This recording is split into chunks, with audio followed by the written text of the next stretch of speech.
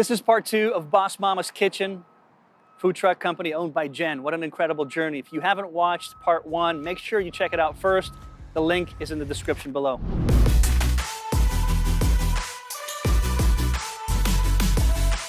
What are your 3 tips to our viewers who are looking to start a food truck business? Some days as little as 15%, some days as high as 30%. That's pretty efficient. I'll be honest. What about pitfalls that you know now that you could suggest to our viewers? What are the most profitable locations that you've discovered over time, and what are the least profitable locations for you?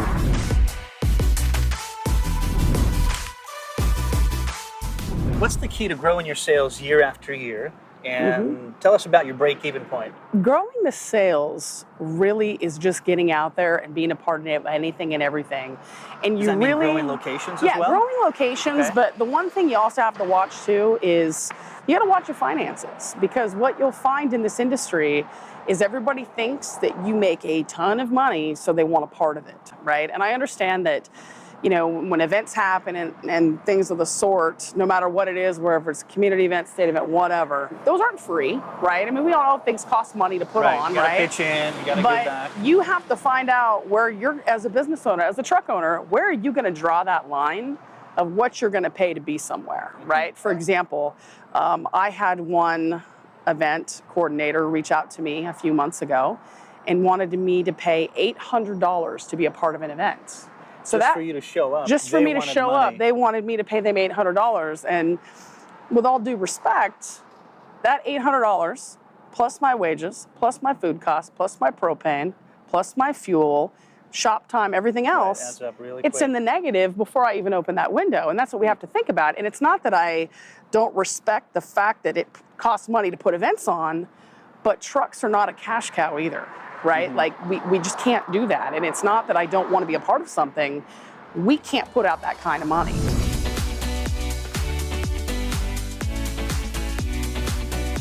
What are the most profitable locations that you've discovered over time, and what are the least profitable locations for you? That's a good question. And honestly, it's taken a lot of time, because over time you learn that. When you first start in this business, you pretty much say yes to everything because you don't know any better. You have to go, you got to pay your dues. Okay. The success doesn't happen overnight. It's not going to, right? I would say the most profitable locations for us are the locations where we're working with the customer that has us come out. And what I mean by that is the local breweries, you know, the cider houses, tap rooms, things like that. And also feeding essential workers is because they let people know we're coming, right? If people don't know we're coming, we do our part on social media, but if people don't know we're coming, how do they know to come and get food, right? So I would definitely say the essential worker community right now, and definitely breweries, tap rooms, things like that.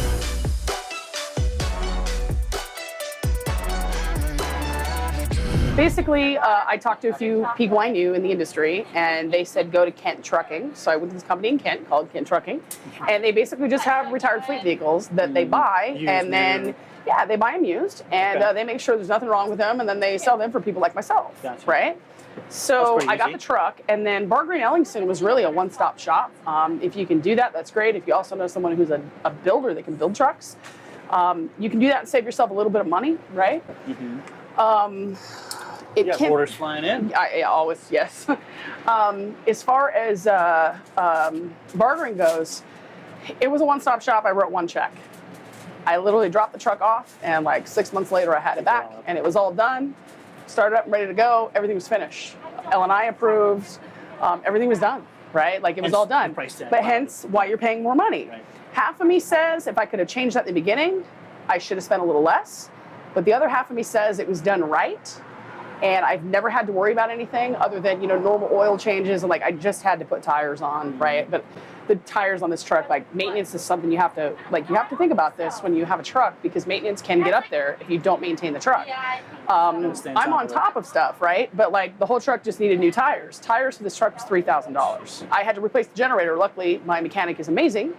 And he got me a new generator that was actually a refurb, right? The first one was $7,000, and it's ran its life course. And they're replaced their 7 to 10 grand. He got me a new one for just shy of 2,000.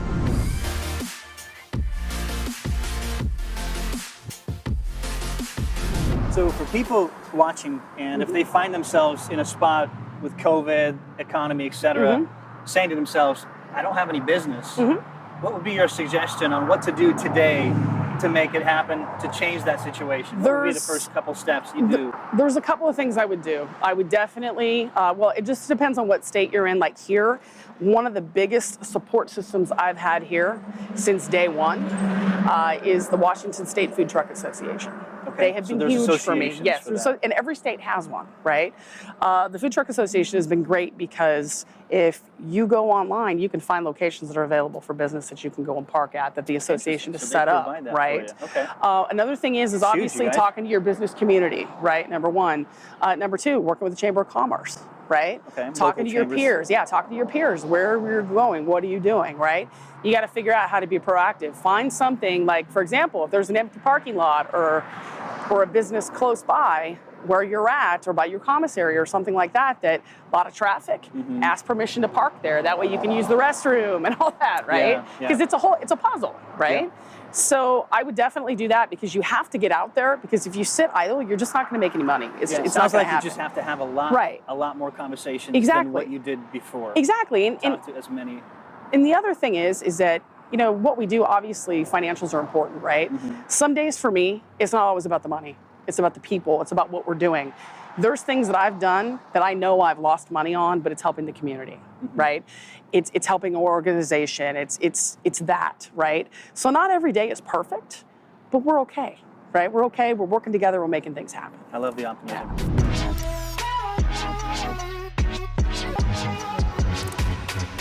With the pandemic, the consistency with supplies is tough. For example, ketchup. Ketchup is a hot commodity. You'd never think of it. You'd never think it, but the reason why it's like this is because restaurants can't put their ketchup bottles out anymore, right? Things aren't normal, and they won't be for a while. So now they can't use it. And what they do is they have to do what we do. They've got to use packets, right? So it's hard to find ketchup. At one point in time, on that one product. So the other day, just to find ketchup packs, we had to go to 7 different places, right? And it's tough because those 7 places, some people may think, well, you have to do it. It's your business. You just got to figure it out. Well, when those 7 places with traffic and everything else takes you 5 hours, that's 5 hours out of your day as a business owner, even on your day off. You're searching for ketchup, or if you have somebody else do it, you're paying them to go on a pilgrimage for ketchup. You see what I mean? As silly as it sounds. And that's just one. That's just one item, right? What about pitfalls that you know now that you could suggest to our viewers in starting a business, running a business such as yours? What have you learned? I would say definitely in the beginning, really, really check your product costs and make sure your food cost is correct, because your food cost doesn't even include just the food. It also includes the packaging, right? That's one thing you have to look at. Make sure that when you're costing everything and you're pricing things on your menu, you got to look at that. Is that easy to overlook? It is easy to overlook. You think you're making money? Yeah, but you're really not, because you're not paying attention to it, and it's easy to overlook. I mean, you want to make sure it's 28% or less, right? Okay, 20%. 20% or less is the general rule of thumb, right? One of the dumb things I did when I started. Okay, I thought that it would be great to have an A-frame and have my menu all printed and have everything on there, right? Well, I spent like $500 on this A-frame and thought it was cool. And it looked good, and now it's a paperweight in the garage. $500. That's now paperweight in the garage. Yeah, and why? We all make mistakes like that. Is because of the fact that I thought that I could just keep that menu, right? I see. Well, your food cost changes.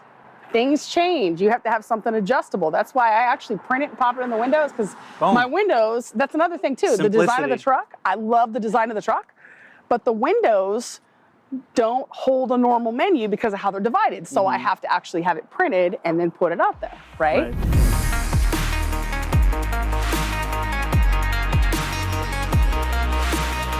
This right here is just the prep counter. I would have liked it a little bit bigger now that I'm in here, right? Gotcha. This whole design of this truck and the layout of this truck was actually out of my head. Like, this is how I want things to look. The one thing that I missed that I would love to have had now is a freezer. There's no freezer on here. There's a lot of refrigeration, but there's no freezer, and that's huge, right? So we make it work. I just wish that I had a freezer space. What would you put in the freezer? Though, There's certain things that I'd like to have, like for example, some products that you get frozen, like mushrooms, for example. Like if you get deep fried mushrooms, the breading, I can only buy so many at a time and sell so many at a time, like fried pickles and things like that. Like when we do it, because you want it to be solid, you don't want the breading to break apart, right? You want to make sure that you put out a quality product. So quantities are limited on certain things because they'll break apart, right? So that's the one thing I'm missing. But we have the hot box right here. Hot box. Yeah, hot box right here. So like for example, this is what holds our bacon all day, so I'm not taking up grill space. One thing with a truck, you have very limited space. This here that you see is a requirement, right? You have to have hand washing sinks separated from the 3-compartment sink. All the storage up here. I mean, you just got to make use of your space. Is what you have to do, you got right? The fridge there. You got the fryer behind you. Fryer behind me. I mean, you just have to make use of it, and that's the difference. You have to make use of your space. And some days it's tough. Some days this truck gets so dirty. And hot. Yes, it's hot. It's dirty. About once a month we go through and we clean every day, right?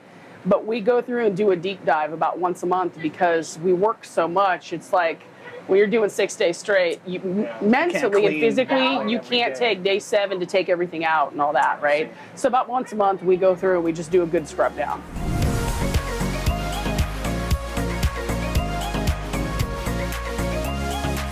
Let's talk about employees. You know, small scale business, one food truck. How much do employees cut into your margin, numbers wise? And can food truck owners afford to hire employees, 1 or 2 or 3? So, what is that based on? Right now, we're very efficient, right? Elaborate on that, because that's hard to be. It is hard, but it's taken a long time. Efficiency doesn't happen overnight, right? The other thing with trucks is, and this is kind of where I'm going with the efficiency piece, I have one person that's with me all the time, right? And then I have 2 more that are with me on a part-time basis of, hey, when you need help, just give me a call, right? Extra help. So there's one person that I pay that's always with me. The other 2 is just on an as-needed basis, right? And they're amazing. They're a great addition to the team. It's just not every event needs 4 people, and right? Hourly? Yes. Okay. Yeah. And not every event needs 4 people there. It just doesn't, right? So it doesn't cut in too much when you're efficient. Numbers-wise, specifically, are you able to put a number on the percentage that they cut into margins? Is it 20%, 30%? You know, some days, depending on where we're at and what we're doing and volume, right? Some days as little as 15%, some days as high as 30. That's pretty efficient. I'll be honest. Some days 15, some days 30.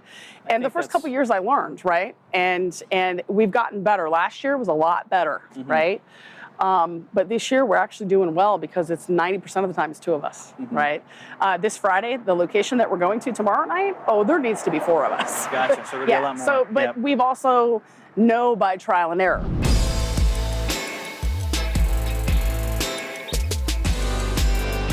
What are your 3 tips to our viewers who are looking to start a food truck business? I would say number 1, get yourself a solid truck.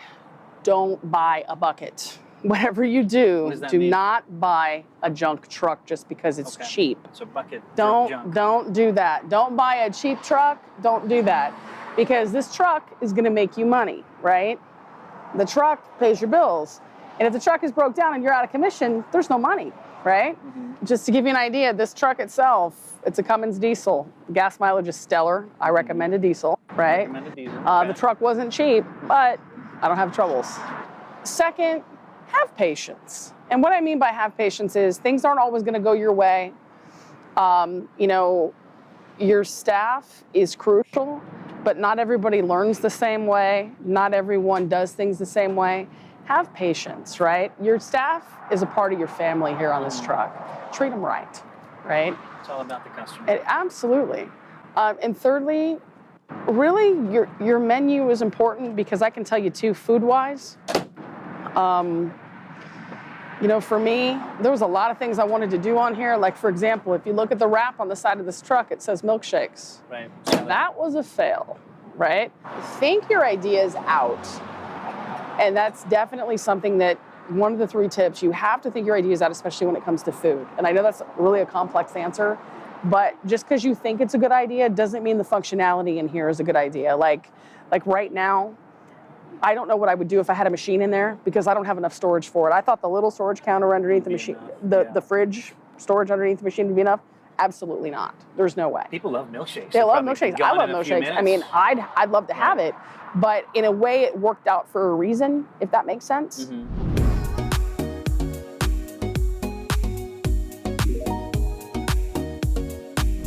I got home last night after last night's events. I got home at 10 o'clock.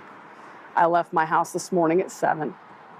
Got to the commissary, prepped bacon, cut tomatoes, got everything ready to go. One of my staff members did the morning shopping because we had to pick up a few things, right? Drive to the kitchen. Every morning, right? Every morning, absolutely. So you pick up supplies. We have to because right now, because of the COVID, things aren't everywhere. So you need to be stocked up. You have to be stocked. And some days I only have to get one thing. Others, 21, right? But this morning we needed like 5 items, right? So ketchup is one of them. So we ketchup to the ketchup. Ketchup. So we you know, we have a lunch today 11 to 2, but this is the other thing is that just because the lunch schedule is 11 to 2 o'clock, I don't work 11 to 2. My day starts at probably 7 o'clock, right? So we have lunch 11 to 2 here. When we're done here, we wrap up. We see if there's anything else that we need to put into the truck, anything we need to reload. Do we need more fries? Do we need more buns? Do we need more ketchup? Do we need anything, right? And then we go and fill that. Today I need propane. I have to go get propane. Then we have a dinner service, right? Dinner service tonight's 5 to 7 o'clock. And then after that, we go back to the commissary. We unload everything we put in for the day. And then we clean up the truck. Then we go home and wash, rinse, repeat. Starts all over again in the morning. And what's your favorite part about all of that? I like the fact that we are able to bring happiness through food to the community, especially with what's going on right now. I mean, we've always loved it. I've loved it. I always have. I love working with people, right? I always love people. But right now, it's crucial considering how the world is. I hope you guys enjoyed part 1, part 2 of this amazing journey that Jen has gone through to open up her food truck. And, you know, being in the corporate world for 17 years, feeling and hearing that voice inside that says, you got to do something different. You need to do something different. I hope you guys take away the fact that she was able to jump off that cliff. Don't know what the result will be, what the outcome would be, but you can see behind us what it is. That's because she took the step. She took the leap of faith, following her passion for food and changing people's lives and really giving them a good feeling with food and through food. So please engage with us, comment below, ask any questions. We've got our blog where we answer additional questions, where we provide additional resources about all things business. The link is in the description below. Thank you so much for watching. Your following us, watching us is a huge value, and we hope that you subscribe. If you haven't already, please do. We've got some amazing content coming up. Thank you.